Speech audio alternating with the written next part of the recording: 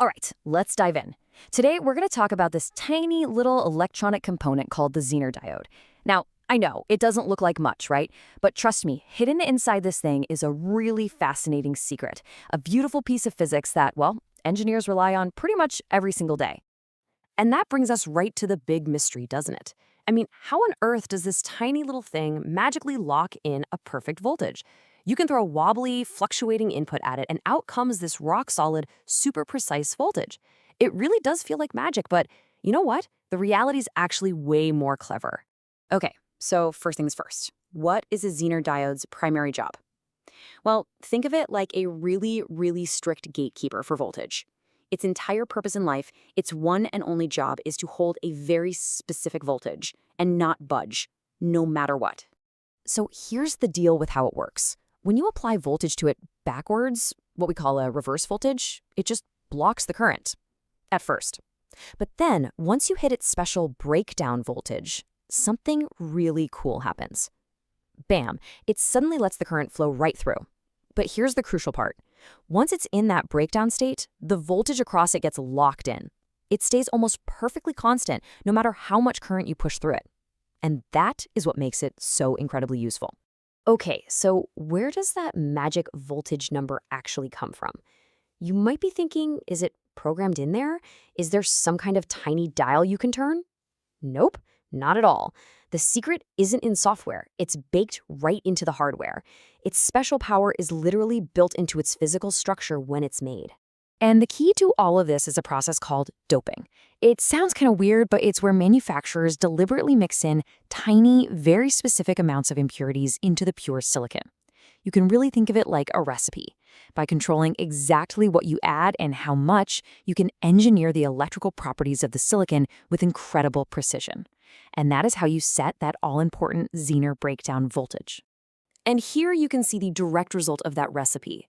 If you go with a high level of doping, you get a really thin internal barrier. We call that the depletion layer. And that leads to a lower breakdown voltage. On the flip side, if you use low doping, you get a much wider barrier and a higher breakdown voltage. And notice at the bottom there, these two different approaches awaken two totally different physical effects, the Zener effect and the avalanche effect. And these two competing forces, well, they're at the very heart of our story. All right, so it's time to properly introduce our two main characters in this little drama. In one corner, we have the Zener effect, and in the other, the avalanche effect. Now, they both get the same job done. They cause the diode to break down and let electricity flow. But, and this is key, they go about it in completely different ways. This table really breaks it all down for us. You can see the Zener effect is linked to that heavy doping we talked about, and it really kicks in at lower voltages, think less than 5 volts. The avalanche effect, that's for light doping, and it takes over at higher voltages, usually above 6 volts. Their mechanisms are different, their depletion layers are different, but look at that last row. Their reaction to temperature, it's the complete opposite, and that is going to be so important. To really get a feel for this, let's use an analogy. The Zener effect. It's like a crazy strong wind just ripping a leaf right off a tree. The internal electric field gets so intense. Remember, that depletion layer is super thin, that it just yanks electrons straight out of their happy homes. It's pure brute force. Now, the avalanche effect, that's totally different. It's all about a chain reaction. In this case, the depletion layer is much wider, which gives a free electron plenty of room to pick up speed. It gets going so fast that it smashes into another atom, knocking another electron free. Now you have two, and they both accelerate and smash into more atoms. And you can see where this is going. It's a cascade, a literal avalanche of electrons. Okay, and this is the most critical difference of all. You have to get this part. These two effects have completely opposite reactions to temperature. For the Zener effect, as things get hotter, the breakdown voltage actually drops. But for the avalanche effect, as it gets hotter, the voltage rises. See? One goes down, the other goes up.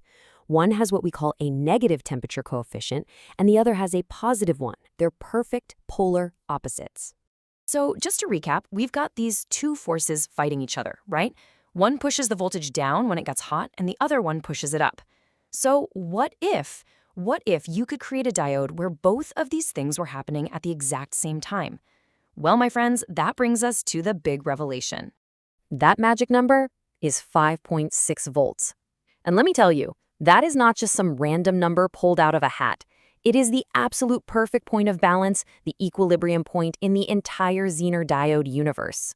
You see, right at 5.6 volts, the manufacturing recipe is tuned just right, so that both the Zener and the avalanche effects are happening at pretty much equal strength. And what happens then? Well, the Zener effect's tendency to pull the voltage down with heat is perfectly canceled out by the avalanche effect's tendency to push it up. They're in a perfect tug of war, and the result? A voltage that is unbelievably stable, almost totally immune to temperature changes. So why is this such a big deal? Why do we care? Well, because in the world of electronics, especially for things like super-sensitive measuring gear or rock-solid power supplies, stability is everything. You absolutely need a voltage reference that you can trust, one that's not going to wander around when your device gets a little warm. Okay, so let's just run through the whole story one more time. It all starts with the Zener's voltage being set by its physical doping level. This doping determines which of two competing effects, Zener or avalanche, gets to be in charge. And remember, those two effects have the exact opposite reaction to temperature. But right at 5.6 volts, something beautiful happens. Those opposite reactions cancel each other out completely. And that, right there, is what makes the 5.6 volt Zener diode the absolute gold standard for precision voltage references.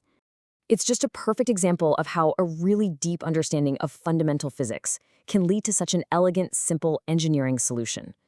And it kind of makes you wonder, doesn't it, what other hidden physics, what other clever little balancing acts are powering the world all around us, hidden inside the technology we use every single day?